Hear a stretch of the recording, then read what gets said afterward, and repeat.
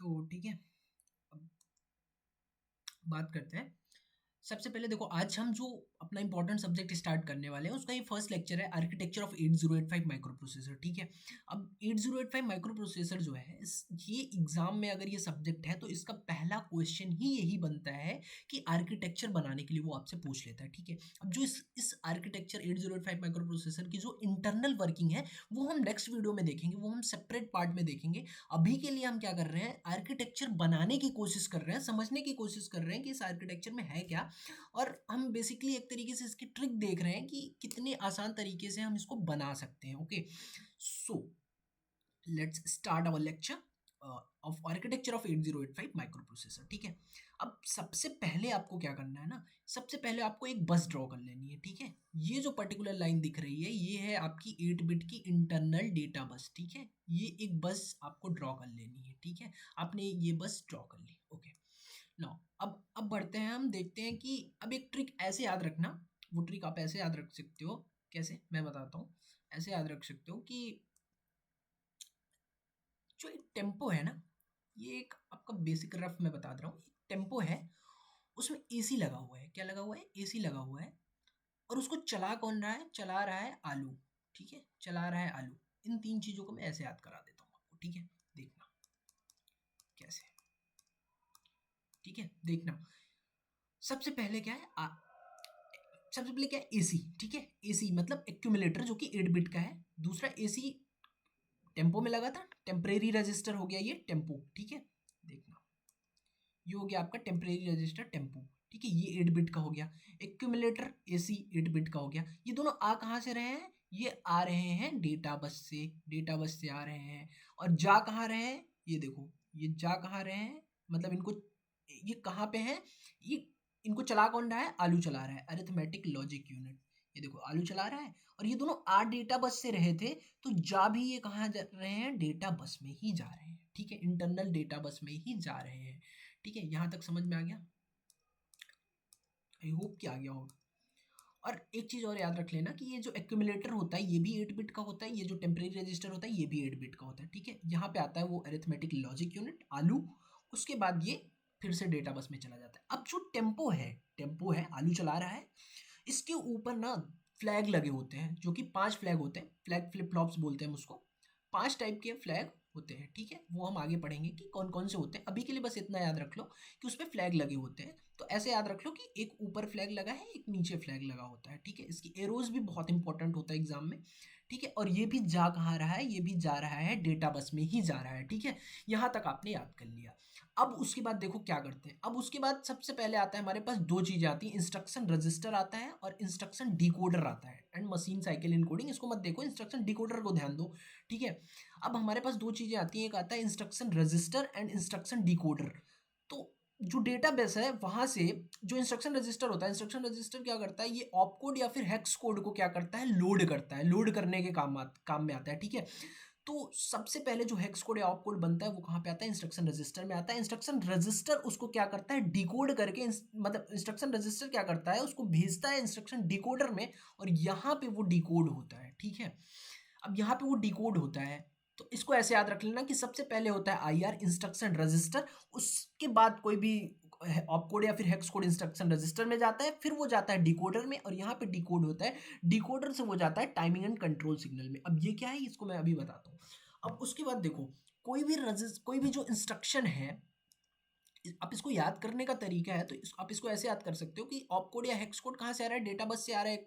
एक तो ये कहाँ से अटैच्ड होगा? जाहिर सी बात है, ये सारे रजिस्टर्स हैं, तो रजिस्टर से अटैच होगा, तो इसको मल्टीप्लेक्सर बोलते हैं। और हमारे पास देखो, उसके बाद ये एक बॉक्स बना लेना। ठीक है, मल्टीप्लेक्सर के सारे बॉक्स बना लेना, और यहाँ पे हम कितनी लाइनें खींच लेंगे? 1 2 3 4 5 6 7, मतलब देखो, सबसे पहले क्या होता है? डब्ल्यू जेड, जिसको हम टेम्परेरी रजिस्टर बोलते हैं, 8 बिट के ये होते हैं। ठीक है, फिर आता है हमारे पास B C D E H L, ये पेयर में होते हैं। जैसे बी के साथ हमेशा सी होगा, डी के साथ हमेशा ई होगा, एच के साथ हमेशा एल में होगा। ये आगे जब आप इंस्ट्रक्शन पढ़ेंगे तो और अच्छे से समझेंगे कि ये रजिस्टर पेयर क्या होते हैं। पेयर मतलब दोनों साथ में, जैसे बी सी हो गया, डी ई हो गया, एच एल हो गया, और ये सारे एट बिट के होते हैं।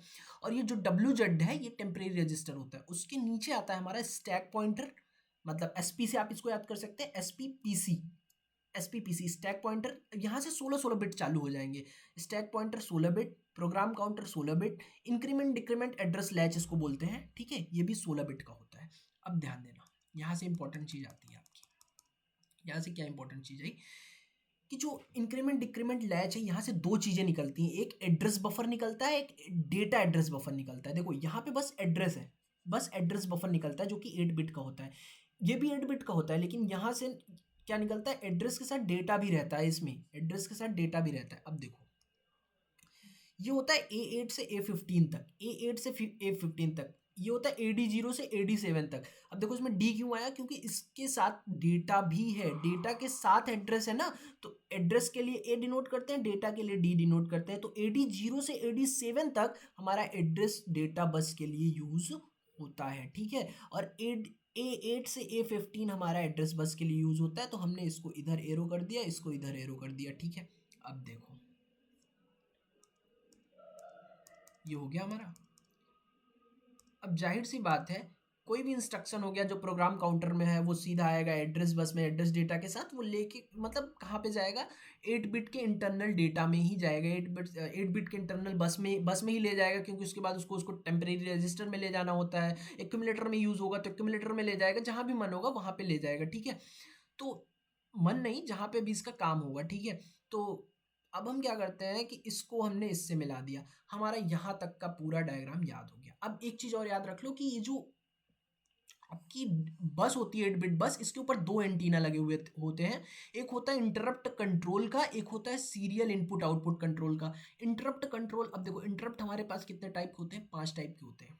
कौन कौन से, ध्यान देना, trap, RST 7.5, RST 6.5, RST 5.5, INTA, INTR। अब देखो ये होता है इंटरप्ट का रिक्वेस्ट, ये होता है इंटरप्ट का एक्नॉलेजमेंट। देखो सभी जो एरोज हैं वो नीचे की तरफ है ना, है ना, दिख रही है ना। ये बस INTA ऊपर है, क्यों, क्योंकि ये इंटरप्ट एक्नॉलेजमेंट है, ठीक है। ये इंटरप्ट नहीं है, ये इंटरप्ट एक्नॉलेजमेंट है, ठीक है। बचे हुए जितने भी हैं वो सारे इंटरप्ट्स की कैटेगरी में आते हैं, बट ये इंटरप्ट एक्नॉलेजमेंट है, मतलब कोई सा भी इंटरप्ट आया उसको एक्नॉलेजमेंट करने के लिए ये पर्टिकुलर जो एरो है वो डिनोट करता है इंटरप्ट एक्नॉलेजमेंट को, ठीक है।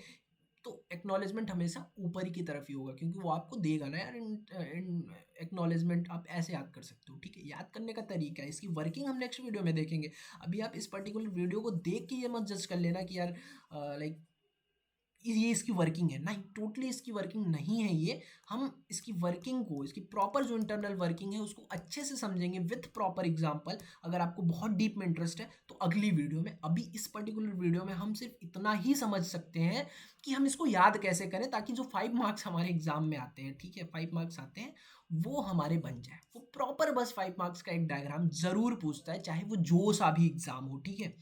अब देखना, अब हमने इंटरप्ट कंट्रोल की बात कर ली, अब सीरियल इनपुट आउटपुट कंट्रोल, इसके ऊपर दो पिन होती है, SID SOD पिन। SID क्या करता है, serial input device, serial input बोलते हैं इसको, ठीक है, इसको बोलते हैं serial output. Okay, let's check me out, serial input output, okay. SID होता है, SOD होता है, ठीक है। अब ध्यान देना, ये होता है सीरियल इनपुट डेटा, ये होता है सीरियल आउटपुट डेटा। अब देखो इनपुट है तो मतलब इनसाइड पिन होगा, आउटपुट है मतलब आउटसाइड पिन होगा, आप इसको ऐसे याद कर सकते हो, ठीक है। अब आपका सब कुछ हो गया, बस एक चीज ये रह गया कि ये आपको, अब टाइमिंग एंड कंट्रोल पे आते हैं, ठीक है, ध्यान देना। ये हमारा पूरा बॉक्स हमने किसका बना लिया, टाइमिंग एंड कंट्रोल का। ये टाइमिंग एंड कंट्रोल सिग्नल को जनरेट करने के काम में आता है, ठीक है। अब देखो इसको हमने क्या कर लिया, टाइमिंग एंड कंट्रोल सिग्नल को बना लिया। अब ध्यान से देखते जाना, सब कुछ होगा, बहुत आसानी से होगा। एक तो एरो हम ले जाएंगे इंटरप्ट कंट्रोलर में, ठीक है। जब इंटरप्ट कंट्रोलर में ले जाएंगे तो उसको हम फ्लिप फ्लॉप से भी जोड़ देंगे, अरिथमेटिक लॉजिक से भी जोड़ देंगे, और उसको आगे आके हम टेम्परेरी रजिस्टर में भी जोड़ देंगे, और उसको आगे आके हम एक्यूमुलेटर में जोड़ देंगे। मतलब ये जो 4 बॉक्सेस है ना, ये जो हमने इंटरप्ट कंट्रोलर से लिया है, इसको चारों बॉक्सेस से जोड़ देंगे। ये देखो चारों बॉक्सेस से जोड़ दिया, और ये 5वां हम टाइमिंग एंड कंट्रोल से जोड़ देंगे। और फिर सीरियल इनपुट आउटपुट से भी एक एरो, मतलब एक एरो यहाँ टाइमिंग एंड कंट्रोल से ले जाएंगे, सीरियल इनपुट आउटपुट को भी जोड़ देंगे, ठीक है। और ये जो होता है, ये होता है रजिस्टर सेलेक्ट, मतलब आप कौन सा रजिस्टर यहाँ पे सेलेक्ट करते हो, कौन सा पेयर सेलेक्ट करते हो, ये बेसिकली उसके काम में आता है, तो बस लिख देना, बस सिंपल, ठीक है। अब देखो यहाँ पे क्या होता है, यहाँ पे बहुत सारी चीज़ें आती हैं, जैसे ध्यान देना टाइमिंग एंड कंट्रोल में सबसे पहले दो चीज़ें होती है, क्लॉक होता है, एक जेन होता है। अब देखो क्लॉक दो टाइप की होती है, X1 X2, दो क्लॉक होती है, दोनों अंदर की साइड होती है क्योंकि क्लॉक है भाई, जाहिर सी बात है। अब जेन में क्या होता है, क्लॉक को आउट करते हैं हम, ठीक है, क्लॉक को आउट करते हैं और रेडी कर देते हैं, इसको तैयार कर देते हैं। Let's start. क्लॉक आउट मतलब बाहर पिन होगा, रेडी मतलब अंदर पिन होगा, ठीक है, अब समझना। अब इसको हम ऐसे याद कर सकते हैं, CSDR। कैसे? CSDR, ठीक है, ऐसे याद करेंगे, CSDR से, ठीक है। समझना, C फॉर हो गया कंट्रोल, S फॉर हो गया स्टेटस, D फॉर हो गया DMA, R फॉर हो गया रीसेट, ठीक है। अब C फॉर कंट्रोल, कंट्रोल में आपकी तीन पिन आती है, रीड राइट ALE, ठीक है।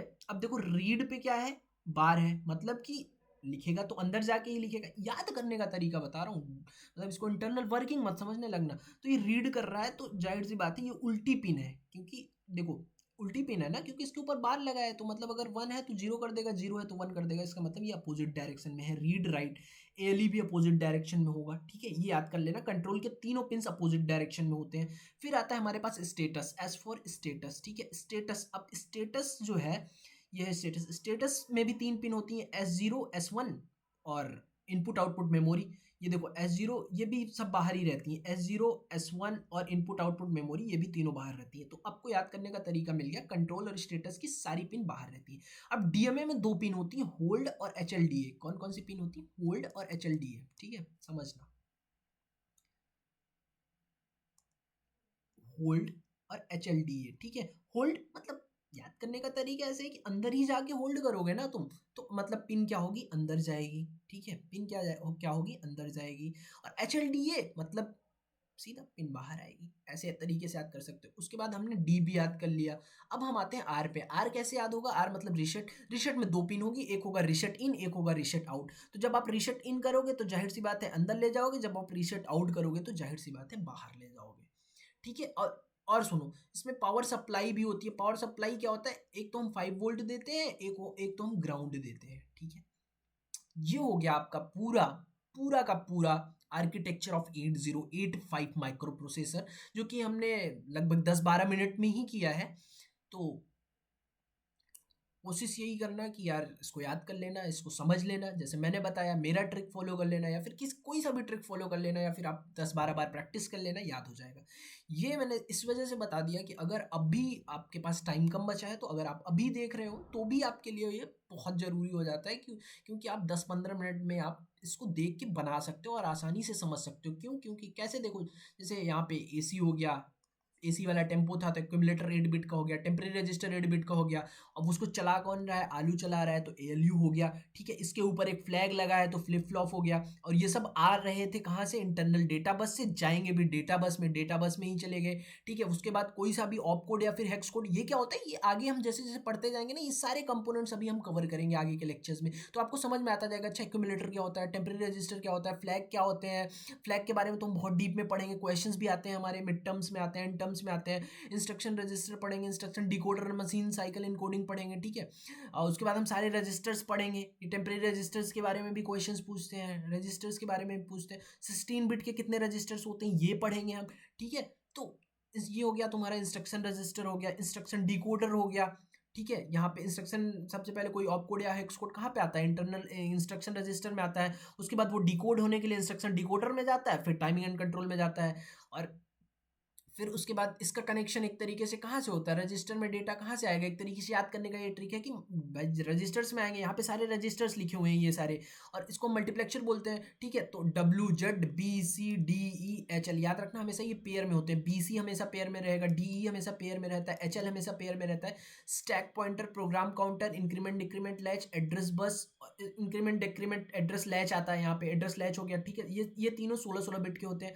उसके नीचे आता है तुम्हारा दो टाइप की, दो बसेस निकल जाती हैं, एक एड्रेस बफर, एक डेटा एड्रेस बफर। जो एड्रेस बफर होता है वो तुम्हारा A8 से A15 होता है, बस इसमें D नहीं है। क्यों?